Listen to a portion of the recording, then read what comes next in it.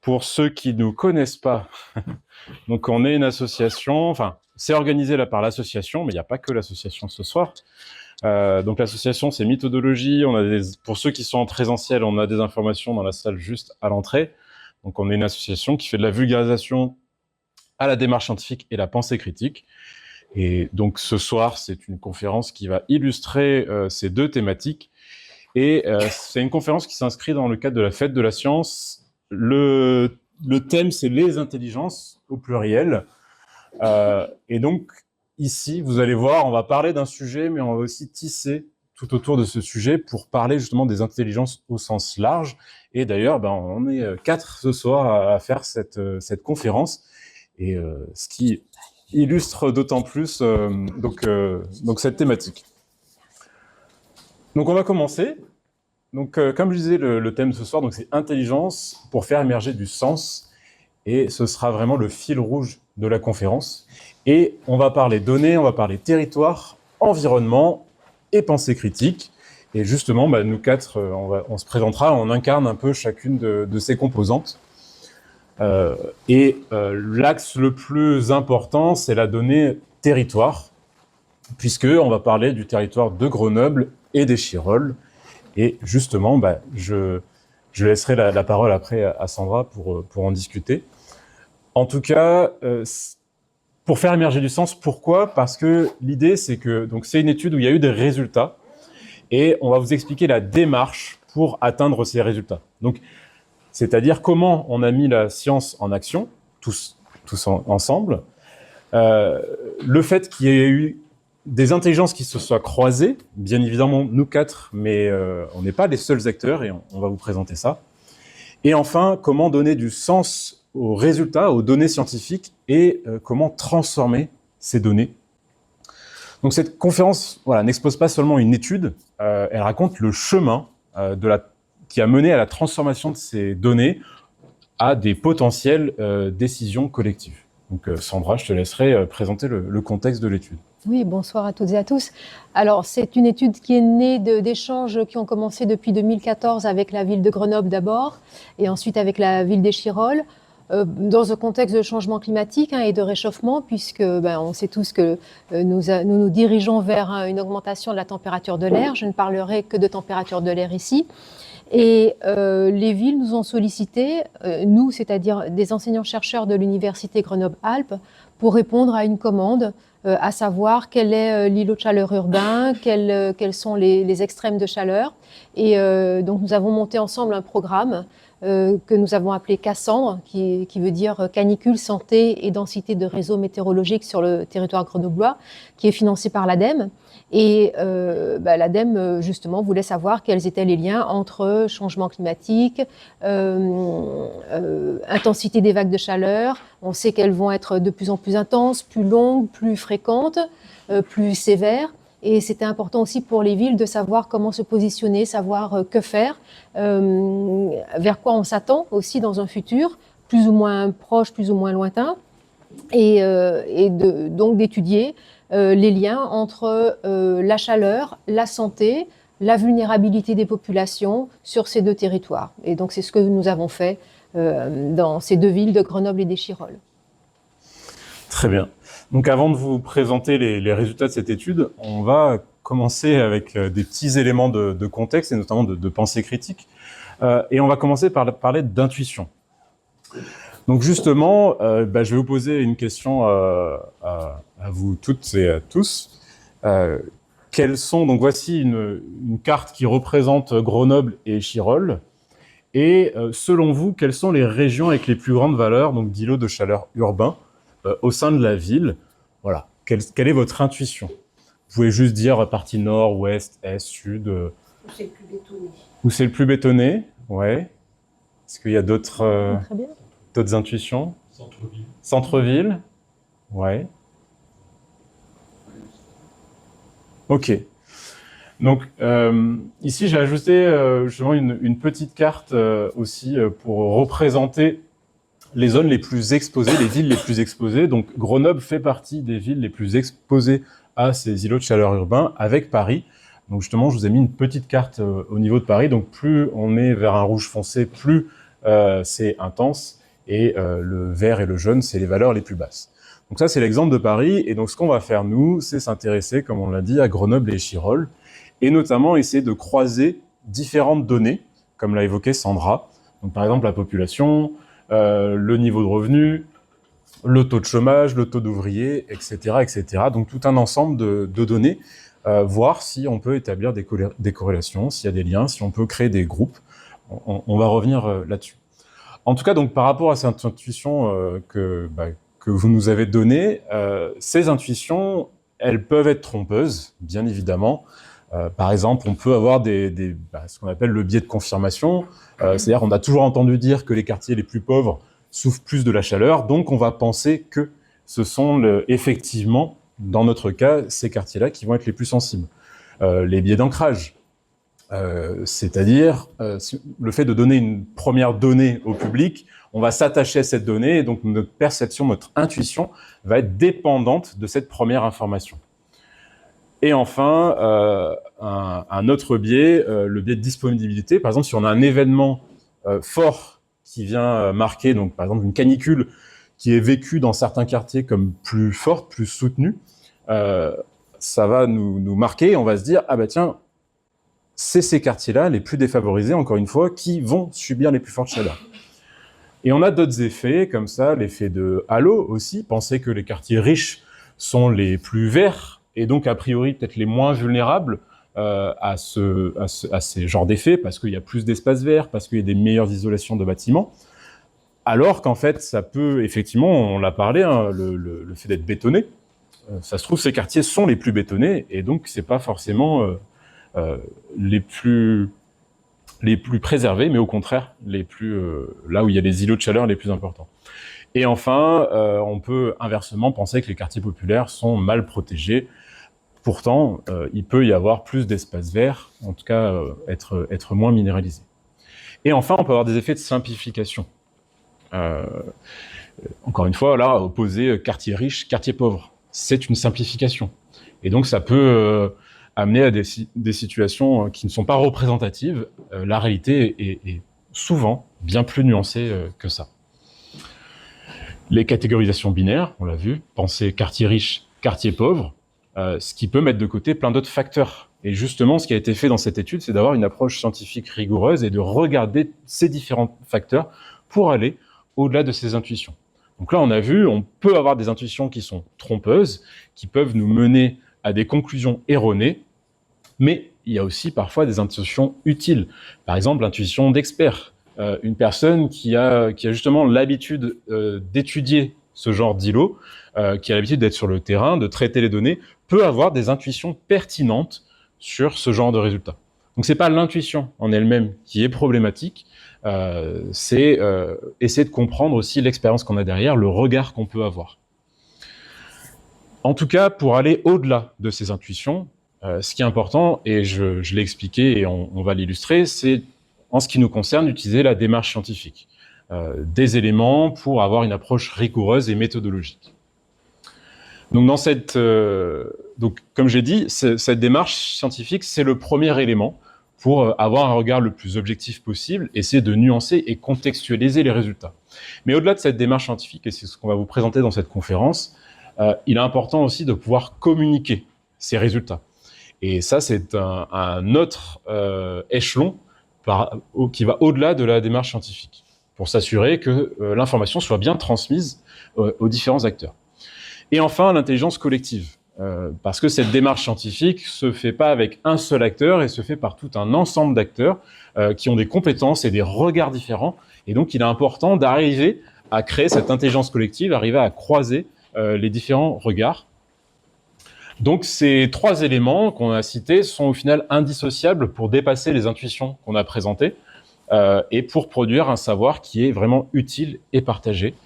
Et donc justement, maintenant on va commencer à présenter la méthodologie et bien évidemment commencer par nous-mêmes nous présenter, puisqu'on l'a pas encore fait. Donc Sandra, je te laisserai. Oui, donc je suis Sandra Robe, je suis enseignant-chercheur à l'Université Grenoble-Alpes et je suis géographe de formation et j'ai travaillé beaucoup en climatologie. Donc je m'estime géographe climatologue. Gilles? Bonjour, donc moi je suis Gilles Bisson, je suis chargé de recherche au CNRS et depuis le 1er octobre, je suis président d'une société qui s'appelle Trinsight, qui donc commercialise le logiciel qu'on a développé depuis à peu près 5 ans maintenant et qui a servi de base à cette étude. Donc Trinsight, c'est un outil d'analyse de données en fait qui s'adresse non pas à des spécialistes, mais justement à des gens qui ont des données à analyser, qui ne sont pas spécialisés sur l'analyse de données, mais qui ont besoin d'explorer de manière interactive leurs données. Donc c'est ce qu'on verra au cours de cette présentation. Eh ben, Annette Casagrande, moi je suis ingénieur statisticien au laboratoire d'informatique de Grenoble, donc là, je suis ingénieur CNRS et j'ai travaillé sur le projet et avec Gilles on a cofondé avec 2 autres personnes l'entreprise Trinsight. Voilà, et moi je suis conseillère scientifique pour la société Trinsight. Et donc Aurel Durand, cofondateur de l'association Mythodologie et actuellement président. Et donc je travaille beaucoup sur, bien évidemment, la vulgarisation de la pensée critique et la démarche scientifique. Et au-delà de ça, je suis docteur, ingénieur en physique et informatique, entrepreneur aussi, donc tout un tas d'activités. Mais aujourd'hui, c'est avant tout pour l'aspect vulgarisation.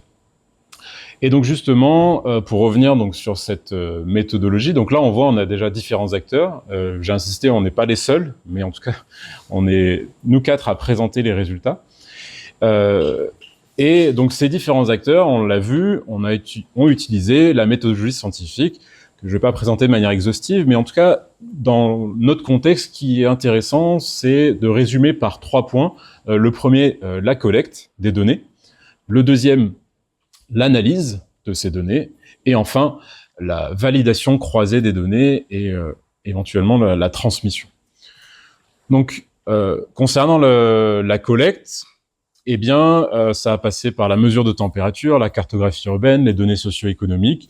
Voilà, je ne sais pas si, Sandra, tu veux... Oui, il y a une 50aine de paramètres, donc on ne va pas tous les citer, mais en gros, ils regroupent des variables démographiques, économiques, environnementales, enfin sanitaires également, et puis sur la taille des logements, par exemple, sur les populations qui sont seules ou qui vivent à plusieurs dans le même logement. Enfin voilà, 57 variables au total. Et qui ont impliqué différentes personnes, climatologues, géographes. Oui, et puis nous 3, mais une autre personne qui n'est pas présente ici, mais qui a contribué aussi au logiciel, notamment. D'accord. Donc, en tout cas, là, ce qui est important, c'est que sans données fiables et diversifiées, on peut difficilement avoir une compréhension. D'où le fait que ce soit la première étape et un prérequis. Et ensuite, donc, on a la partie analyse. Donc, l'idée, c'est d'aller croiser ces indicateurs. Et donc, ça a été fait par Gilles et Annette. Oui, en fait, là, le problème, c'est comme a dit Sandra, on a donc ce qu'on appelle 57 variables. Alors, cette notion de variable n'est peut-être pas très claire pour tout le monde. Par contre, si on prend un tableur, je pense qu'un tableur, ça parle à tout le monde, Excel ou n'importe quoi. En fait, ça va être donc une feuille dans laquelle on a 57 colonnes, chacune des colonnes décrivant une variable, une mesure qui a été faite, et puis on a un certain nombre de lignes. Et un des buts, par exemple, de l'analyse, ça va être de classer les lignes entre elles, savoir est-ce qu'il y a des lignes qui se ressemblent, des lignes qui ne se ressemblent pas, etc. Et ça, c'est une tâche qui est compliquée, parce que quand on a 57 variables, pour un être humain, on ne sait pas s'y retrouver. Par contre, la machine, c'est très bonne pour faire ce genre de choses-là. Donc là, on a fait une tâche qu'on appelle de classification, c'est-à-dire qu'on a essayé de regrouper de manière raisonnable les quartiers, puisque les lignes représentaient les quartiers entre elles. Mais encore une fois, ce regroupement, il peut se faire selon des tas de critères, et ça, c'est la qualité de l'analyse de données, de savoir comment choisir les bonnes variables avec l'aide de l'ordinateur. Là, c'est un travail avec les géographes qui connaissent les données, parce que moi, statisticienne, je sais faire les calculs, je sais vous présenter les résultats, etc. Mais on a besoin des connaissances de Sandra en géographie pour me dire, non, ça, c'est pas intéressant, c'est ça qui m'intéresse, je veux regarder les données de cette façon-là, donc moi, je peux lui proposer l'analyse qui correspond bien. Voilà, donc c'est vraiment un travail d'équipe. On est obligé de discuter, parce que moi, je peux pas faire des analyses toute seule. Enfin, je peux faire des choses, mais ça risque pas d'être forcément très pertinent. Je vais peut-être sortir des banalités, ou alors faire des trucs complètement n'importe quoi. Et voilà, les discussions avec Sandra permettent d'orienter les analyses pour produire les choses qui vont être pertinentes pour son domaine, puisque c'est elle qui a les connaissances du domaine. C'était vraiment un travail d'équipe, et ça, j'ai trouvé ça vraiment très agréable. équipe interdisciplinaire, puisqu'on est quand même de disciplines différentes. Donc ça, c'est vraiment très agréable, je trouve, et enrichissant. Exactement. Et donc, c'est le dernier point, justement, c'est confronter ces résultats entre acteurs, et c'est exactement ce qui a été dit. Et ça, c'est important. La science, vraiment, progresse par confrontation, pas par certitude isolée. Hein. Il est important d'aller comme ça attaquer sa propre vision par d'autres regards, d'autres perspectives, pour avoir quelque chose de complet et qui soit légitime. Et enfin, je l'ai évoqué, au-delà de ces résultats, ce qui nous semblait important, c'est comment transmettre, quelle pédagogie adopter pour que ces résultats sortent des laboratoires. Donc, pour ça, il y a plusieurs aspects. Là, bien évidemment, la transmission, la pédagogie, donc comment rendre accessibles ces résultats sans perdre la rigueur scientifique. Et il y a une partie responsabilité aussi. À partir du moment où on diffuse une information, on est responsable de la manière dont on la diffuse. Et donc, ces trois axes vont ensemble. En tout cas, il me semblait important de dire que c'est aussi en transmettant les résultats scientifiques qu'on crée vraiment une intelligence collective, puisqu'on vient inclure d'autres acteurs, que ce soit la société civile ou d'autres. Et donc, on parle souvent de la science. En réalité, c'est plutôt des sciences, puisque on a une méthodologie, mais on a tout un tas d'acteurs, comme on l'a évoqué, bien évidemment. Donc là, il y a nous quatre, mais il y a d'autres personnes qui sont impliquées. Et aucune discipline scientifique ne détient une vérité absolue. C'est en tout cas dans notre contexte, c'est le croisement des regards, j'insiste, qui a permis de faire émerger les résultats. Et donc croiser les regards, c'est nécessaire pour comprendre le réel dans sa complexité, pour construire des décisions collectives éclairées, si on veut aller jusqu'à la décision. En tout cas, le sujet de ce soir s'y prête bien. Et pour dépasser les certitudes, pour aller pour ouvrir de nouvelles perspectives.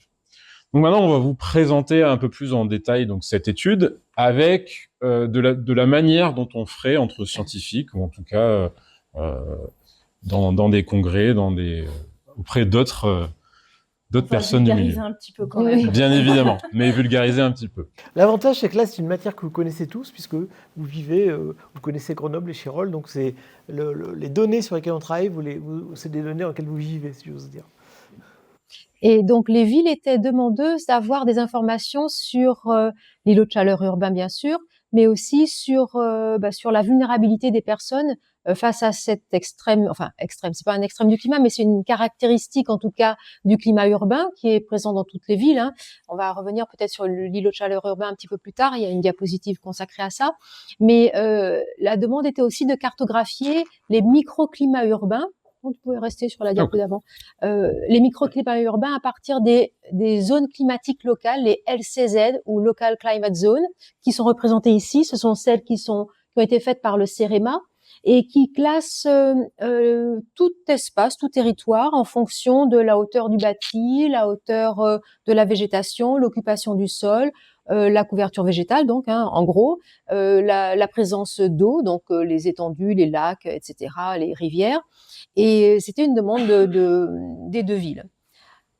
Et la demande était aussi de caractériser l'îlot de chaleur urbain. Donc c'est une espèce d'anomalie de température en milieu urbain par rapport à la campagne environnante. Et pour cela, il y a une soixantaine de capteurs thermiques qui ont été installés depuis 2019 à Grenoble et à Échirolles. Il y en a 30 à Grenoble et 32 à Échirolles. Donc ça fait 62, mais il y a aussi 4 stations météorologiques qui ont été ajoutées. Et chacune enregistre la température tout le temps, en continu, et les données horaires sont prélevées et ensuite sont comparées à celles de la station météorologique du Versou, donc à la campagne. C'est notre référentiel rural pour la région grenobloise.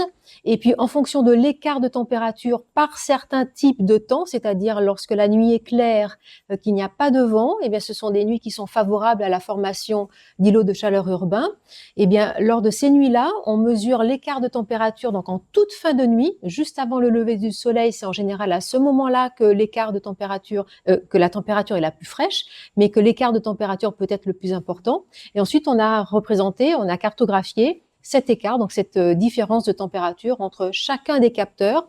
Tous les points gris ici représentent un capteur de température et la station du Versoux. Et ça donne ça. Vous voyez cet îlot de chaleur urbain qui est plus important dans le centre de Grenoble. Vous l'aviez un petit peu deviné tout à l'heure. Il est moins important dans certains autres quartiers et il est même très faible sur les contreforts de la Bastille et puis sur la frange verte à Échirolles, là où il y a beaucoup plus de végétation. En gros, il y a un lien très net entre la densité du bâti, la hauteur du bâti, l'absence ou la présence de végétation et puis la présence de grands axes routiers et donc l'îlot de chaleur urbain. C'est très très net.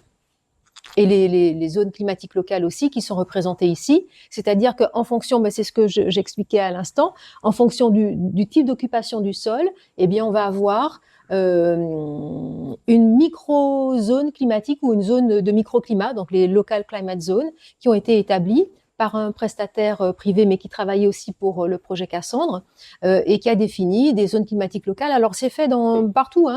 Ce sont des Canadiens qui ont mis cela au point dès 1972, et dans toutes les villes, maintenant, quasiment, on peut disposer des zones climatiques locales. Donc, il y a un lien très net aussi avec l'îlot de chaleur urbain, puisque si on regarde toute la zone qui est en rouge, qui correspond à une LCZ de type 2, c'est-à-dire avec un bâti qui est relativement dense, pas spécialement très élevé à Grenoble et Échirolles, puisqu'on n'a pas de bâtiments, on n'a pas beaucoup de bâtiments de plus de 15 étages, il y en a quand même très peu, et puis peu de végétation globalement. Et puis l'îlot de chaleur urbain, sur la diapositive d'après, eh bien, il y a un lien qui est très net entre ces LCZ et l'îlot de chaleur urbain. Donc, on a voulu voir aussi quels étaient le comportement des différentes populations en fonction de leur localisation, c'est-à-dire en fonction des iris dans lesquels les personnes résident. On n'a pas l'information sur leur lieu de travail, donc on s'est cantonné à l'habitation. Et donc ça, ce sont des données qui viennent de l'INSEE pour certaines, pour la population, pour les revenus, pour le taux d'ouvriers, le taux de bacheliers, il y a plein d'autres facteurs encore. Et puis on s'est intéressé uniquement à l'échelle de l'IRIS parce que on a pu récupérer une base de données sanitaire qui n'existe qu'à cette échelle-là. C'est la base de balise, la base de données balise, qui regroupe des informations sur la couverture sociale et sur la prise de certains médicaments dont on sait que ces médicaments-là, lorsqu'ils sont ingérés, lorsqu'ils sont pris en période de forte chaleur, eh bien l'organisme humain a du mal à thermoréguler et ça ne fait pas bon ménage. Alors je peux vous les citer parce que ça peut être un enjeu de santé publique. Ce sont notamment les antihistaminiques. Sachez-le, ils ne font pas bon ménage avec la chaleur. Les anti-asthmatiques, les neuroleptiques, les psychotropes notamment, et pour les antidiabétiques aussi, il peut y avoir des soucis avec la chaleur. Donc voilà, c'est à savoir, on le sait trop peu. Et ici, vous voyez entouré avec une espèce d'ellipse, ce qu'Annette a appelé d'ailleurs la diagonale de la défaveur, parce que c'est là qu'il y a une concentration sur ces deux villes, en tout cas le sud de Grenoble et le nord d'Échirolles, l'ouest d'Échirolles, une concentration de population moins favorisée, voire peu favorisée socialement. Et on s'est dit, ce sont peut-être des zones à surveiller parce que peut-être qu'elles sont beaucoup plus sensibles à la chaleur ou qu'elles ont une moins bonne capacité d'adaptation en période de très forte chaleur. Parce qu'on a travaillé aussi bien sur l'îlot de chaleur urbain que sur les vagues de chaleur. J'appelle vagues de chaleur, mais on pourrait parler aussi de canicule. C'est pas tout à fait la même chose, mais il y a de fortes similitudes.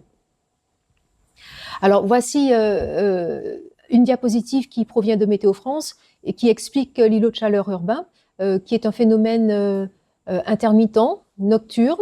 C'est un phénomène météorologique qui intervient par différence de refroidissement de la ville la nuit par rapport à la campagne. Dans les deux cas, le jour, la ville comme la campagne se réchauffe grâce au rayonnement solaire. Donc, on va considérer une journée anticyclonique avec un ciel dégagé.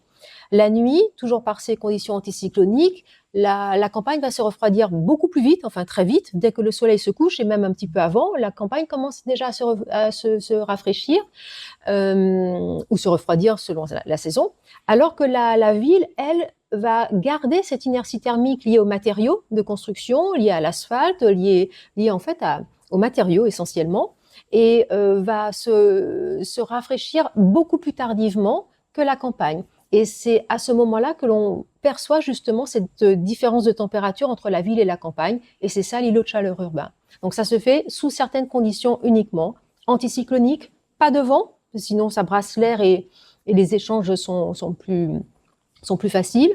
Donc anticyclonique, donc on parle de nuit radiative et puis absence de vent. Et donc on a combiné tous les paramètres que l'on pouvait combiner, en tout cas tout ce qui était disponible, pour essayer de voir un lien, une structure spatiale, enfin en tout cas essayer de voir si on arrivait à avoir une structure spatiale qui se dégageait, combinant ces différents éléments. Et ça a été possible grâce au logiciel Trinsight, justement. On aurait pu le faire autrement, mais ça aurait été, en tout cas pour moi, beaucoup plus compliqué, puisque je suis moins à l'aise avec les logiciels de traitement de données que les statisticiens, par exemple.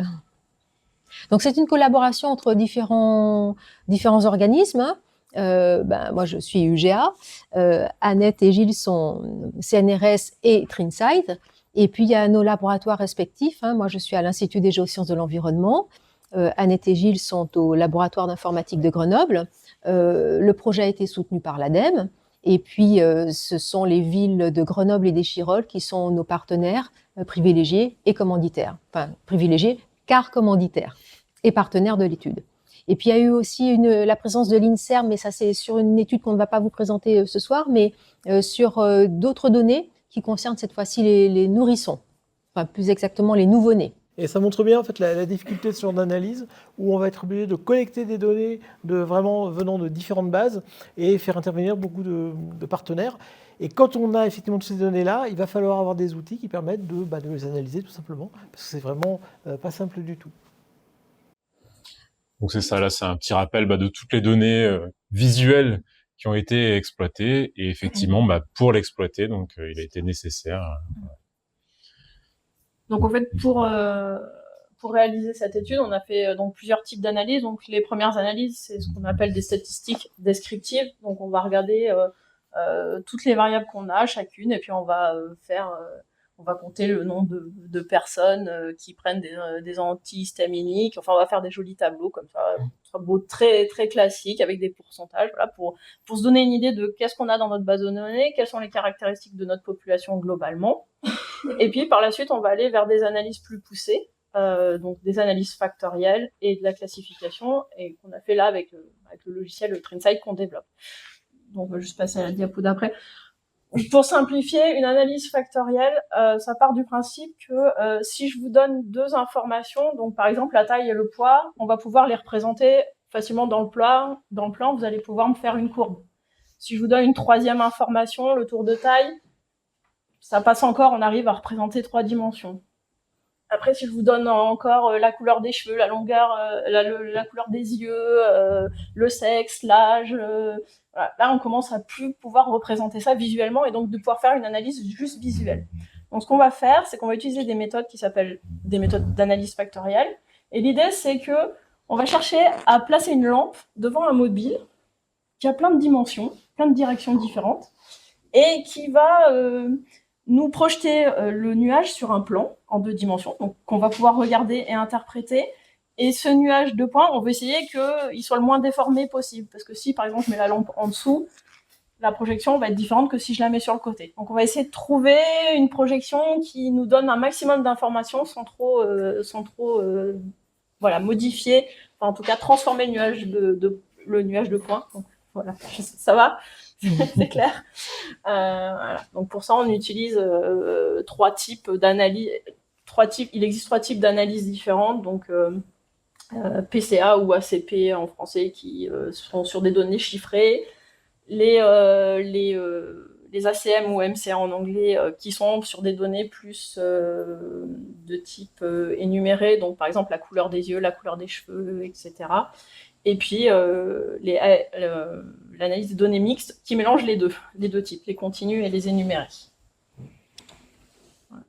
Alors, une fois qu'on a extrait ces nouvelles dimensions, en fait, cette projection, comme a dit Annette, sur le mur la plus favorable possible, ce qu'on va faire, c'est qu'on va essayer de faire une classification. On va essayer de retrouver des groupes. Alors là, c'est un exemple sur des paniers de la ménagère, comme on dit, en marketing.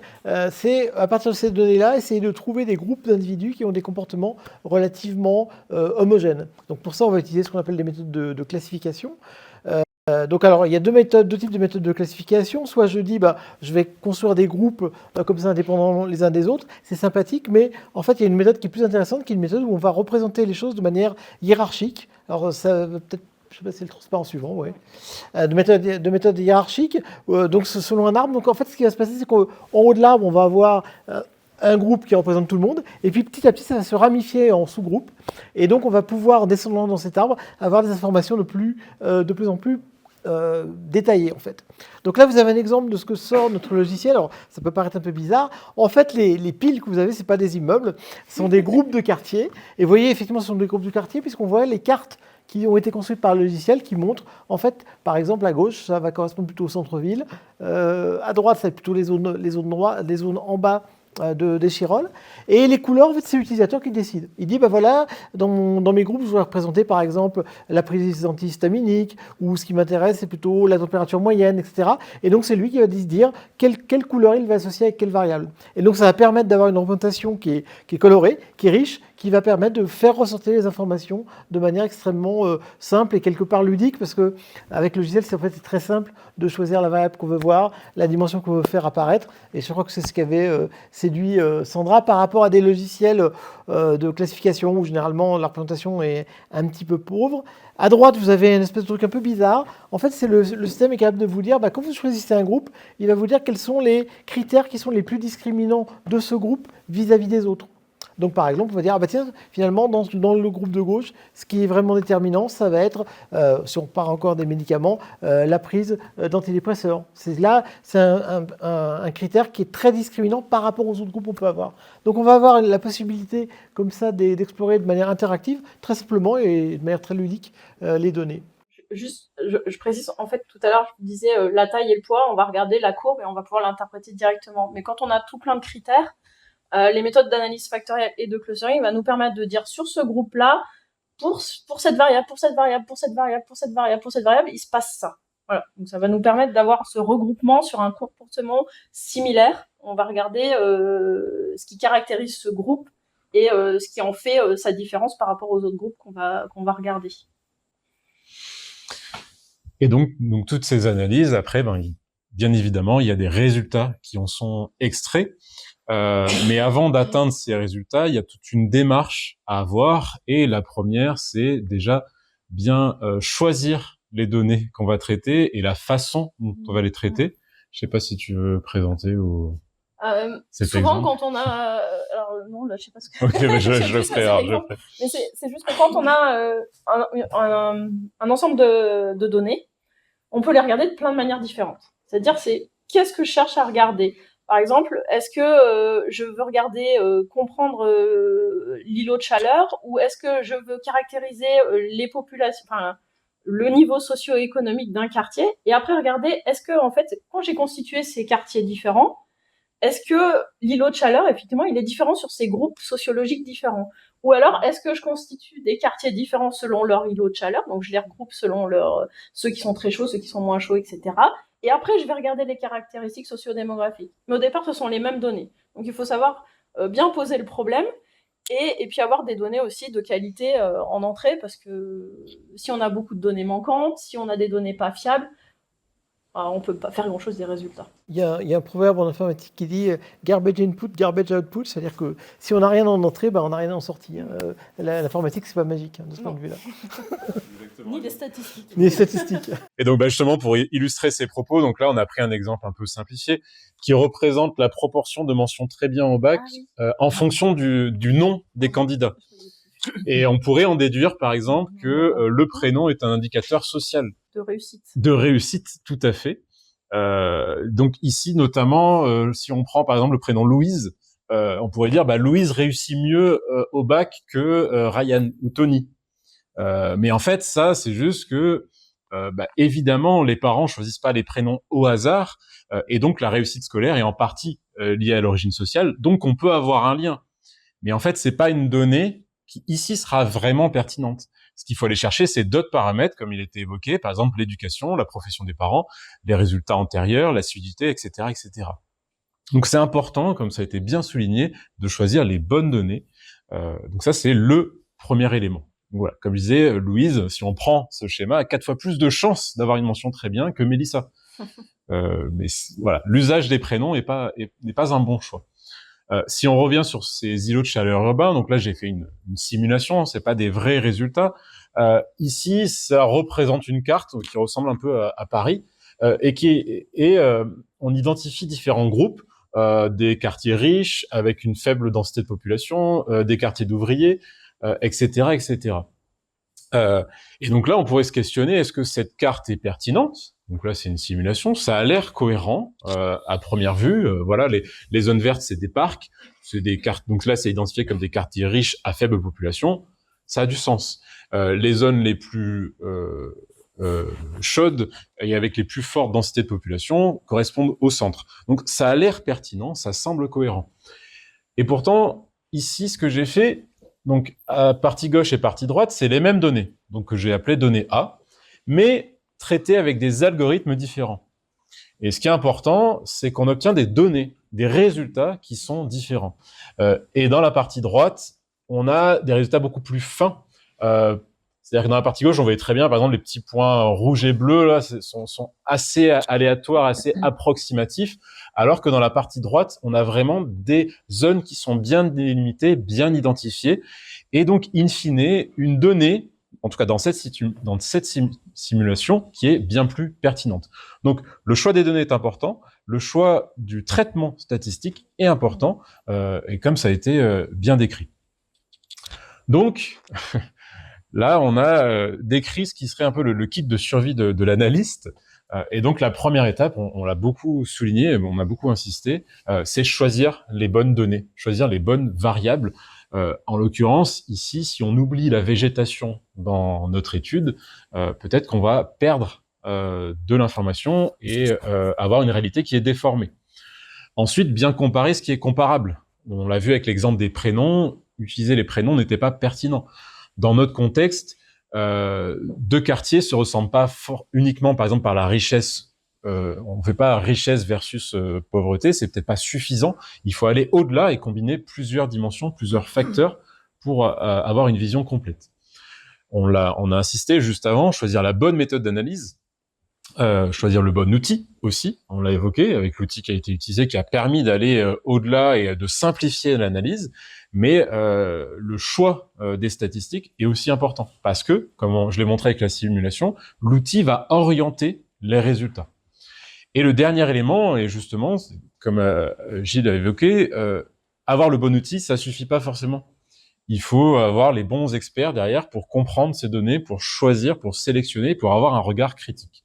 Alors idéalement, ça serait bien que les gens soient autonomes sur les outils. C'est-à-dire que nous, on essaye de... Voilà, mon travail, c'est de développer des outils qui s'adressent... Alors, à monsieur ou madame tout le monde, pas tout à fait. Ça s'adresse à des gens qui sont des experts en médecine, des experts en climatologie, des experts dans différents domaines, qui connaissent leurs données, mais qui ne connaissent pas très bien les outils de statistiques. Et donc la question, vraiment le défi, ça c'est vraiment super excitant en tant que chercheur en informatique, c'est de concevoir des outils qui soient utilisables par tout le monde. Et c'est ça vraiment le défi, qu'on soit pas, parce que bon, je ne sais pas si vous utilisez par exemple un tableur. Bon, un tableur c'est sympa, on peut faire des graphiques, mais ça devient vite très très compliqué. Donc l'idée c'est vraiment de rendre cette étape de représentation des données, de représentation des résultats le plus intuitif possible et permettre à l'utilisateur vraiment de jouer avec ces données-là. Et c'est ça qui est vraiment pour nous le côté assez excitant. Revisiter un petit peu cette problématique d'analyse des données pour la rendre utilisable par tout un chacun. En tout cas, on a ici déjà un premier aspect de complémentarité, puisqu'on l'a évoqué, il y a la partie donc algorithmique, numérique, qui offre des avantages, la vitesse, l'identification rapide de patterns, et qui a une certaine objectivité calculatoire. Il y a l'aspect visuel, donc là du logiciel qui permet une traduction graphique des résultats, une certaine accessibilité et comme il a été évoqué, un support à l'exploration. On peut facilement explorer les données. Et bien évidemment, on l'a évoqué, le regard d'experts et des différentes disciplines scientifiques qui viennent donner du sens à ces résultats, qui viennent les valider et qui ont aussi un regard en fonction de leur propre expérience. Je sais pas si par rapport à ça vous avez des éléments à ajouter. Non, très bien. En tout cas, donc la donnée seule ne parle pas. En tout cas, c'est l'une des conclusions qui me semblait pertinent d'ajouter. Elle a besoin de sens, de regard et de partage pour avoir une compréhension globale. Et donc, vis-à-vis de ça, eh bien, ça a permis d'obtenir des résultats sur cette étude. Et notamment la discrimination de différents quartiers. Je dis discrimination au sens statistique et cartographique, c'est-à-dire un regroupement d'iris qui ont des comportements à peu près similaires, soit vis-à-vis de la chaleur, soit vis-à-vis des revenus, de l'employabilité, enfin des emplois, des classes d'âge, des professions et les quartiers. Alors je vais dire les moins défavorisés ou les plus favorisés, je sais pas, sont les quartiers centraux de Grenoble. En gros, tout ce qui est autour de la place Victor Hugo. Et puis, avec une population qui est plus aisée, globalement, des logements qui sont relativement grands, mais il n'y a pas que ça. Mais ce sont des quartiers qui sont également les plus chauds. Et on peut se dire que ces personnes ont peut-être les moyens de mieux s'adapter, donc ont peut-être une meilleure capacité d'adaptation que des populations défavorisées qui savent peut-être moins bien comment trouver un peu de fraîcheur si elles habitent dans un quartier où il fait chaud. Et puis, ce qui a été un petit peu surprenant aussi, c'est que les personnes, en tout cas les catégories socio-professionnelles les plus défavorisées, bénéficient de logements qui sont situés dans des zones plus fraîches. Donc, en gros, c'est pas si simple que ça parce qu'il y a quand même des choses qui sont très mélangées. Mais globalement, les gens les moins favorisés habitent plutôt dans des zones où il fait plus frais, ou en tout cas toutes sortes de configurations de température, parce que ce sont des zones où il y a de grands logements dans des grands ensembles avec des parcs arborés, donc qui rafraîchissent la zone. Je pense typiquement au quartier Vigny-Musset, où il y a une concentration de grands immeubles, mais avec aussi beaucoup de parcs, donc ça rafraîchit la température de l'air. Donc dire que par rapport à l'intuition de départ, les riches habitent dans des zones fraîches et magnifiques, eh ben non. En tout cas, pour Grenoble et Échirolles, ça ne fonctionne pas comme ça. Ce n'est pas si simple. Il faut vraiment regarder très en détail parce qu'il y a toutes sortes de configurations et on a été personnellement, j'étais un petit peu surprise par les résultats. Et y compris en changeant l'angle par lequel on regarde, eh bien, on va avoir d'autres choses qui se présentent et j'ai trouvé ça très intéressant. En tout cas, le résultat est très complexe. Voilà, je peux pas résumer l'information, mais il y a quand même ces quartiers centraux qui sont plus aisés. Et puis la diagonale de la ligne des faveurs que l'on retrouve malgré tout, en gros le sud-est de Grenoble jusqu'au sud-ouest d'Échirolles. Là, ce sont des zones qui sont moins favorisées en tout cas, c'est sûr. Mais pas forcément avec une chaleur importante. Voilà, donc c'est plutôt rassurant. Et on n'a pas vu de rôle tellement important de la prise de médicaments. On s'attendait à avoir quelque chose d'important. Ben non, ça n'a pas été le cas. Donc c'est aussi un résultat. Même quand on ne trouve pas, c'est un résultat de ne pas trouver ce à quoi on s'attendait. Oui, donc dans la démarche qu'on a, au départ, il y a un certain nombre d'hypothèses qui ont été posées au début du travail, et l'analyse de données a permis de confirmer la plupart des hypothèses et d'en affirmer certaines d'autres. Et c'est vraiment un bon exemple de la démarche scientifique. Je pose mes hypothèses, je fais mes expérimentations, je fais mes analyses, et ça va me permettre de tirer des conclusions, avec parfois donc pas de surprises. Ce qui est un résultat intéressant, évidemment, on préfère avoir des surprises. Mais là, il y a une hypothèse qui n'était pas confirmée, c'était l'hypothèse au niveau des médicaments, donc finalement, voilà. En tout cas, du coup, ça crée des résultats qui sont robustes, avec tout un travail derrière assez conséquent. Et c'est des résultats, comme on dit en science, il y a un fort mouvement là-dessus, c'est la reproductibilité des analyses. Donc, si on nous demande les données, on peut les fournir, et avec la même analyse qu'on a fait, on doit retomber sur les mêmes données. Et on doit tomber sur les mêmes résultats. Voilà. On doit expliciter notre démarche, nos données, et ça doit pouvoir être reproduit. Et donc après, une fois qu'on a ces résultats, on l'a évoqué tout au début, il y a une partie qui peut s'ajouter, la suite, c'est l'aspect communication. Donc comment transmettre ces résultats, parce que, et c'est un autre art, hein, j'ai envie de dire, c'est pas forcément parce qu'on comprend qu'on arrive à expliquer, c'est toute une démarche, et notamment de vulgarisation. Et comme je l'ai évoqué tout au début, si on ne transmet pas, ben, la science resterait, entre guillemets, dans les laboratoires, dans les universités. Donc, c'est une étape qui est importante. Et qui nécessite plusieurs axes. Ben, le premier, adapter le langage. Le langage scientifique n'est pas forcément audible à tous. Donc, il faut savoir ajuster le niveau de détail en fonction à qui on s'adresse. Bien évidemment, soigner la forme. Des résultats bruts sont pas forcément lisibles par tous non plus. Ça peut même aller jusqu'à raconter des histoires, des récits, utiliser des formats qui sont engageants, les jeux, des infographies, etc., etc. Et puis, je l'ai évoqué tout au début, il me semble important aussi d'assumer une certaine responsabilité à partir du moment où on transmet ces résultats. Comment on communique, et notamment si on fait de la vulgarisation, forcément, on va simplifier. Et donc, il faut être très vigilant sur ces aspects de simplification. Donc, la transmission scientifique, derrière, il y a un engagement éthique, voilà, d'informer sans manipuler, parce qu'on peut aussi avoir une manipulation de ces résultats et se servir de ces résultats pour influencer des décisions. Et je rajouterais même sur la façon de formuler les résultats. Par exemple, si je vous dis la statistique brute, c'est 7 enfants sur 10 en fin de CP c'est lire. Voilà, la statistique brute. Mais si je vous la formule, vous vous rendez compte, il y a quand même 30% des enfants qui ne savent pas lire à la fin du CP. Ça paraît énorme. Par contre, je vous dis, ah, c'est super, il y a 70% des enfants qui savent lire à la fin du CP. Je vous ai donné la même statistique, mais juste la formulation va entraîner une compréhension différente chez vous. Donc voilà, la transmission, il faut transmettre donc des données importantes sans les manipuler, mais aussi la formulation enfin la façon dont on va formuler nos résultats va avoir une influence sur la manière dont ils vont être reçus. Exactement. On a le même phénomène sur les représentations. On a énormément dans les journaux, dans les livres, des représentations graphiques. Il faut vraiment faire attention sur les axes. Des fois, c'est extrêmement biaisé. Et pour faire ressortir les différences, au contraire, les atténuer. Et ça fait passer là-dedans un message.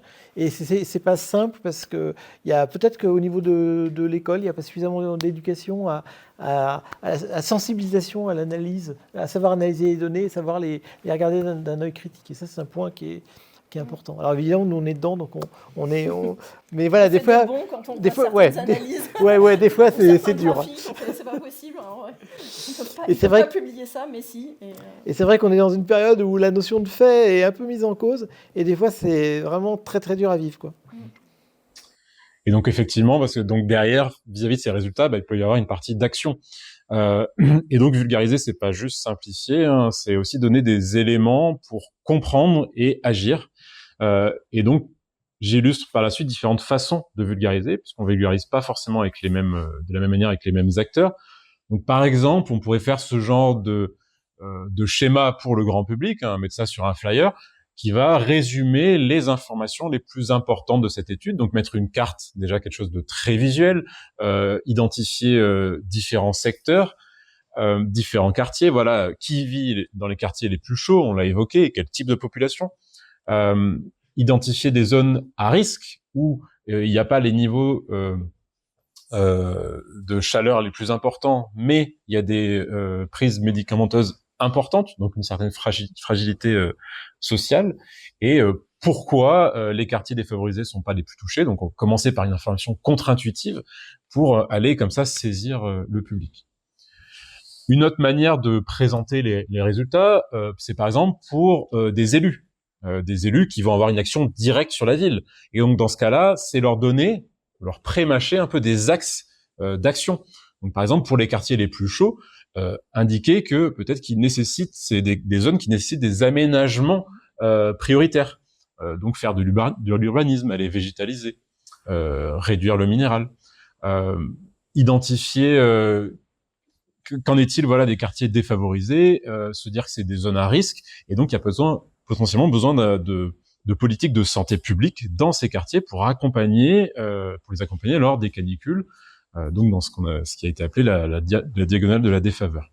Donc là, on pré-mâche le travail, on donne des axes de travail. Et justement, c'était une des demandes des villes, c'était savoir où prioriser l'action. En gros, savoir où il fait très chaud, où sont les populations défavorisées, mais ça, les villes le savent aussi, le savent déjà. Mais où est-ce qu'il faut mettre de l'argent pour désimperméabiliser, pour végétaliser. Et ça a été le cas, peut-être que vous êtes informé de la cour de l'école Marcel David à Échirolles, qui a bénéficié d'un très gros aménagement de la cour d'école. Ça a coûté près d'1 million d'euros quand même, en grande partie financé par l'Union européenne. Et donc c'est un exemple qui est cité par plein d'autres communes, par l'ADEME, par d'autres pays aussi, puisque grâce à cette désimperméabilisation, l'implantation d'arbres, ça a été redonné un petit peu de vie et de biodiversité aussi, à cette cour d'école. Ça a été un objet pédagogique très important pour les élèves et pour les enseignants. Ça a été un espace de fraîcheur. Maintenant, c'est un îlot de fraîcheur, ou presque. Il faut attendre un petit peu que les arbres soient un petit peu plus importants et que la canopée soit plus grosse pour créer ce vrai îlot de fraîcheur. Mais voilà, il y a des exemples comme celui-ci qui sont importants pour les villes. Et voilà, savoir où il faut prioriser l'action des élus, c'est important. Exactement. Et ensuite, bien évidemment, on peut aussi communiquer sur l'outil pour le partager, pour que d'autres experts puissent aussi faire des études. C'est un autre axe, et donc forcément, on va adopter notre méthode de communication. On va insister sur l'outil en lui-même et sur l'apport qu'il peut porter. Voilà, je sais pas si... Non, tout à fait, oui. Le but, c'est effectivement, on a créé une société, c'est pour commercialiser un outil. Mais voilà, l'idée également derrière, c'est de fournir de nouvelles manières de voir l'information et de nouvelles manières d'explorer les données qui soient plus intuitives, plus simples pour tout un chacun, et en particulier donc pour les experts dans les différents métiers. Voilà, et donc là, l'axe de communication sera bien évidemment tout à fait différent. Et puis, il y a d'autres axes de communication. Je l'ai évoqué au début, par exemple, on peut aussi aller même jusqu'au récit pour aller toucher un autre public. Parce que donc les faits peuvent toucher certaines personnes, mais pas tout le monde. Et donc là, je vais vous donner un exemple de récit. Donc par exemple, on pourrait dire, il est 3 heures du matin, dans un petit appartement du centre-ville de Grenoble. Un père tourne dans son lit, il n'arrive plus à dormir. Son enfant, asthmatique non plus, il transpire, il respire mal. Dehors, il fait 27 degrés, pas en journée, mais en pleine nuit. Ce n'est pas un cauchemar, c'est une nuit tropicale en ville. Et l'enfant dit à son père, « Dis papa, pourquoi il fait chaud même la nuit ?» Le père, fatigué, s'assoit au bord du lit. Le père répond, « C'est la ville qui garde la chaleur, mon cœur, comme si les murs avaient de la fièvre. » L'enfant regarde par la fenêtre et il dit à voix basse, « Et les gens, ils vont guérir aussi. » Donc là, c'est un exemple de récit que l'on pourrait donner éventuellement par exemple aux enfants ou même à des adultes pour transmettre l'information de manière différente. Parce que, comme on l'a dit, les faits informent, mais les récits peuvent aider à mobiliser, à aller vers l'action. Les récits aident à donner du sens, donc on relie des données à des expériences concrètes de la vie du quotidien. Et puis les récits peuvent nourrir la mémoire collective. Un graphique peut s'oublier, il y en a qui sont mémorables aussi. En tout cas, une histoire juste et marquante peut vraiment se retenir et se partager beaucoup plus facilement qu'un graphique. Donc les récits sont vraiment aussi un moyen d'action. On agit rarement sur des statistiques seules, même si ça arrive. Par contre, avec des images et des histoires, on peut faciliter le passage à l'action. Donc, j'ai résumé ça par, voilà, les faits font réfléchir, mais les récits mobilisent. Encore une fois, ça dépend des gens, ça dépend des contextes. Mais voilà, c'est un autre axe de communication. Et enfin, l'axe le plus évident, puisque c'est celui qu'on illustre aujourd'hui, c'est la conférence, comme un outil, voilà, de médiation. Donc là, avec vous qui êtes présents, avec ceux qui sont en ligne, mais c'est aussi enregistré, donc d'autres personnes pourront le voir à des instants différents. Et donc cette conférence, en tout cas ici, c'est un moyen d'éduquer, c'est un moyen de médiation scientifique, puisque vous allez pouvoir aussi communiquer, poser des questions, et de transformation sociale. Voilà, ça mobilise aussi d'inciter les gens à venir voir, à venir dialoguer. Et le dernier point qui me semblait important et que j'ai déjà évoqué, c'est la responsabilité aussi dans l'interprétation que ce soit au niveau des scientifiques, mais aussi du public. Donc un résultat scientifique n'est pas une vérité brute. Par exemple, on l'a dit, si on dit les quartiers pauvres sont les plus vulnérables, cette phrase sortie de son contexte peut être interprétée de multiples manières. Et donc, c'est important de rappeler le contexte et d'avoir conscience de l'importance de ce contexte lorsqu'on transmet cette information.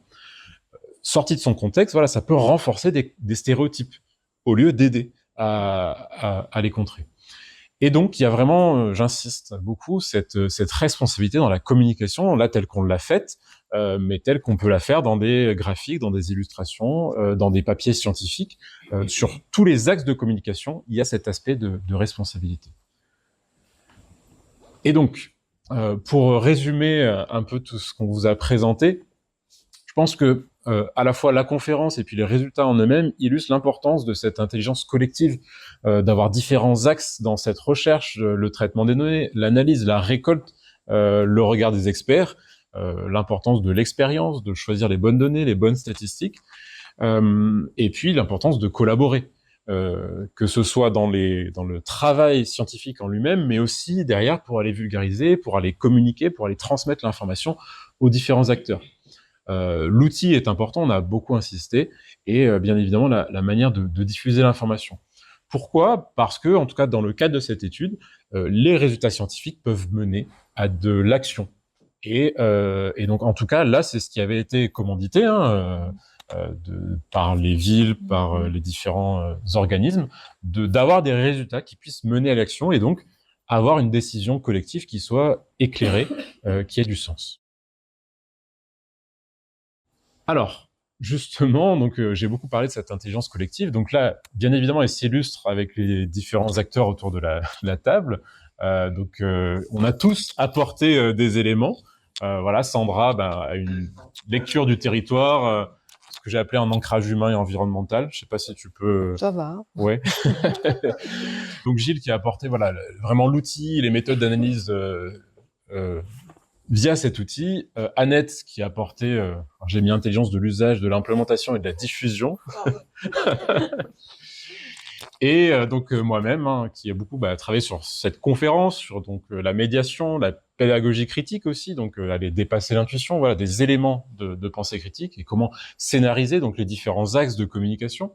Mais nous ne sommes pas les seuls acteurs dans cette étude, puisque il y a eu bien évidemment les laboratoires qui incarnent les différents acteurs, la ville de Grenoble, la ville d'Échirolles, l'INSEE, l'UGA, voilà, tout un tas d'acteurs qui ont contribué de manière indirecte ou directe. Et donc, j'ai résumé ça comme c'est pas l'addition des intelligences qui compte, mais leur friction fertile. Et donc, il y a aussi cette notion de savoir travailler ensemble, de savoir collaborer, de comprendre les expertises de chacun et comment les assembler. Et donc, pour terminer cette conférence, je terminerai sur ces mots. Donc, le titre, c'était « Intelligence pour faire émerger du sens ». Donc, donner territoire, environnement et pensée critique en dialogue. Et donc, j'espère que justement, on vous donner des éléments pour montrer qu'on peut sortir du sens de ces résultats, que l'intelligence collective, voilà, c'est pas seulement ce que l'on sait, mais c'est comment on le construit ensemble. Et justement, maintenant, c'est à vous de contribuer, donc à la fois les personnes qui sont ici, les personnes qui sont en ligne, donc avec vos questions. Voilà, on va prendre un temps de questions et d'échanges. Voilà, on est 4 ce soir pour y répondre, donc n'hésitez pas.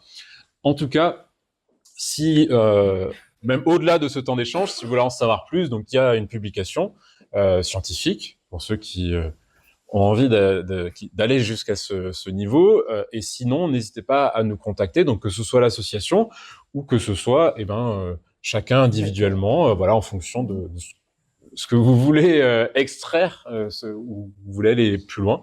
Vraiment, n'hésitez pas à nous contacter, et merci pour votre écoute. Est-ce que vous avez des questions pour nos intervenants ? Alors, il y a une première question en ligne. Ah bah. Les riches n'ont-ils pas tous la climatisation, ce qui contribue aux îlots de chaleur ? Oui et non. Certains, oui, mais tout le monde n'a pas la climatisation, y compris les riches. Ça peut être un choix personnel, mais oui, bien sûr. Et c'est vrai que la climatisation renforce l'îlot de chaleur urbain, c'est très net, oui. En tout cas, il me semble que dans la partie centrale, c'est aussi beaucoup d'étudiants, c'est ça? Alors, les étudiants sont dans des petits logements qui ne sont pas climatisés, qui sont mal ventilés. Et lorsqu'ils sont en rez-de-chaussée, c'est difficile d'ouvrir la fenêtre la nuit. Donc, c'est un problème. Non, je pense que la climatisation est plutôt dans les étages plus élevés, où il fait plus chaud d'ailleurs, souvent, parce que plus exposé au soleil.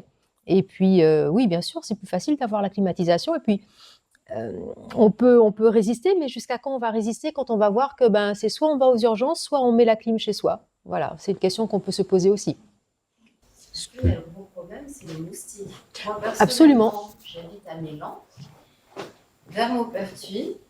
Oui. C'est très verdoyant. Je suis entourée de ruisseaux et d'étangs. Donc, je dors la fenêtre ouverte. Il fait bon. Mais on est embêté par les moustiques. Oui, c'est sûr. Donc, le petit enfant qui est embêté par la chaleur en plein centre-ville, bien sûr. Nous, c'est plutôt pour les moustiques. Alors, les urbanistes vont dire il faut végétaliser. Et les épidémiologistes vont dire attention, végétaliser, ça veut dire créer des nids pour les larves de moustiques. Oui. Et donc, c'est une prolifération de maladies vectorielles. On sait que le moustique tigre vit très très bien chez nous. Il est tout à fait à l'aise. Il passe l'hiver sans problème. Donc oui, c'est un gros enjeu. Voilà. Et le jour, d'ailleurs, il y a eu plusieurs campagnes de démoustication parce qu'il y a eu des cas de chikungunya en France métropolitaine. Ça va arriver ici, à Grenoble, ça va arriver aussi. C'est déjà. C'est déjà. Donc, et puis il n'y a pas que le chikungunya, il y a la dengue aussi, qui est une maladie transmise également par le moustique tigre. Donc c'est un gros problème. Alors, personnellement, j'habite dans une région où il y a beaucoup d'étangs. On a très peu de moustiques parce qu'on a beaucoup de grenouilles. Voilà. Donc voilà, les libellules, les larves de libellules sont des prédateurs pour les moustiques. Mais pas suffisamment. Voilà, il faut introduire plus de grenouilles et plus de libellules. En plus, c'est joli. Ou des chauves-souris aussi, c'est des chauves-souris aussi. Oui, est-ce que le passage de relais auprès des élus ou des politiques est bien réceptionné ? Oui, en tout cas avec les communes de Grenoble et d'Échirolles, oui, ça s'est fait très facilement. À part les changements de poste de certaines personnes, bien sûr, mais oui, puisque ce sont des partenaires qui ont été très sensibles à la demande et qui ont co-construit le projet avec nous. Donc, dans ce cas-là, oui. Peut-être que pour d'autres municipalités, ça se passerait moins bien, mais non, là, ça s'est bien passé. Concernant les traitements asthmatiques, les traitements asthmatiques, antihistaminiques, et leur rôle, parce que j'ai pas compris leur... Alors, apparemment, donc vous savez, quand il fait chaud, l'organisme fait tout pour baisser la température. Or, certains médicaments empêchent la thermorégulation. Et donc, ils agissent moins bien lorsqu'il fait chaud. Et si vous êtes asthmatique ou si vous êtes antihistaminique et que vous... allergique, et que vous vous faites piquer par une abeille ou je ne sais plus quoi, qui vous provoque une allergie, eh bien là, la thermorégulation se fait moins bien et vous risquez d'avoir la pathologie qui vous embête, et puis le coup de chaleur, qui arrive, et puis le coup de chaleur. Donc c'est embêtant. Moi-même, je suis allergique et je sais que lorsqu'il fait très chaud, je ne prends pas d'antihistaminique. Mais sauf si je devais avoir un gros problème, mais vous voyez, c'est un problème. Il faudrait demander à un médecin comment le corps réagit dans ces cas-là, mais parce que ça, je ne sais pas. Mais ce sont des médicaments qui ont été cités parce qu'on sait qu'ils ont une action délétère en cas de chaleur. Une question ici. Oui, moi je me posais une question sur les variables que vous avez choisies. Est-ce que vous avez pris toutes les variables auxquelles vous aviez accès, ou est-ce que vous avez sélectionné un jeu de variables parmi toutes celles disponibles, et éventuellement, dans l'autre sens, est-ce que vous avez essayé d'étendre les variables que vous avez utilisées vers des choses inhabituelles, nouvelles, ou éventuellement fouiller des nouvelles sources? Alors, on a pris toutes les variables qui étaient disponibles à l'échelle de l'IRIS pour les deux communes, et ensuite, on a choisi lesquelles on rendait actives, alors ça c'est plus le rôle d'Annette, qu'on rendait actives dans l'analyse factorielle. C'est-à-dire qu'on n'a pas présupposé que certaines avaient un poids plus important que d'autres. On a tout pris pour voir ensuite ce qui ressortait, ce qui ressortirait. Quand on fait une analyse de données, il faut essayer de prendre le maximum de données et en les touchant, par exemple, imaginons qu'on ait une variable qui mesure la fièvre des personnes et qu'on dit finalement on va simplifier la variable, plutôt que mettre la valeur de la température, on va dire est-ce qu'il y a de la fièvre ou il n'y en a pas. Et ça, c'est le genre de choses qu'il faut éviter absolument. Il faut garder les données les plus intactes possibles, en prendre le maximum, et justement le travail de l'analyse de données, ça va être de faire ce filtre pour voir quelles sont les variables qui sont effectivement discriminantes pour le phénomène étudié, et voir comment éventuellement il faut modifier la représentation des données. Mais au départ, il faut vraiment essayer de balayer le plus large possible dans la mesure des données qui sont disponibles. Et des choses cohérentes, hein, bien sûr. Et des choses cohérentes, bien sûr. Oui, le gagnant du loto, généralement, c'est pas cohérent, mais des fois, on a des surprises. Sur la faveur ou la défaveur sociale, ça ah oui, voilà. Non, mais justement, c'est ça qui est intéressant, c'est aussi ce facteur surprise. Faire de l'analyse de données, c'est essayer d'être surpris, quoi. Et donc, essayer de préserver au maximum les données. Après, c'est Annette qui fait le nettoyage. Oui, des fois, il y a du boulot.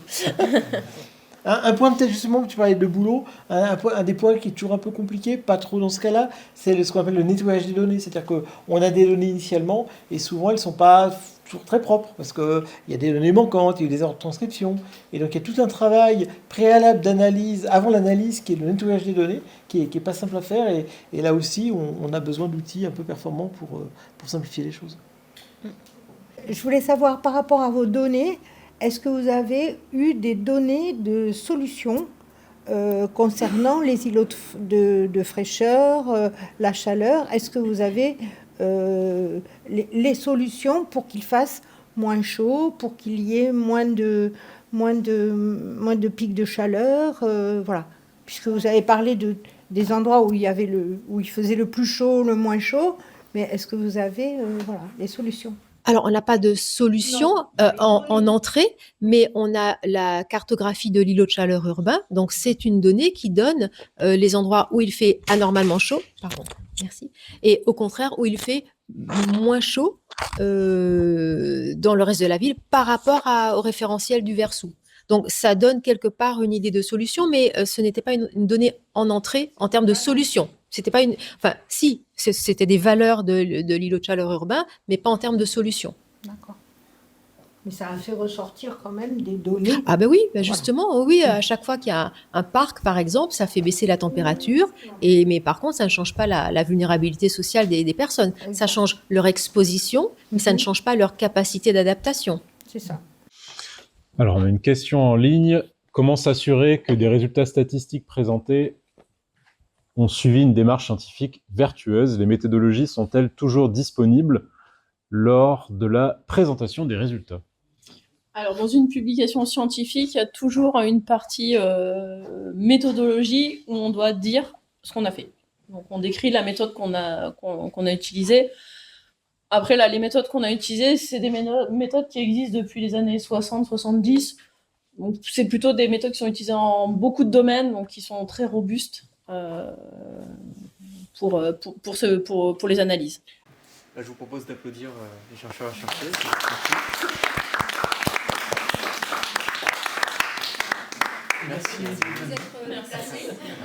Merci à vous pour votre travail. N'hésitez pas à revenir à d'autres événements de méthodologie. On a des cartes et des catalogues à la sortie. Merci à vous.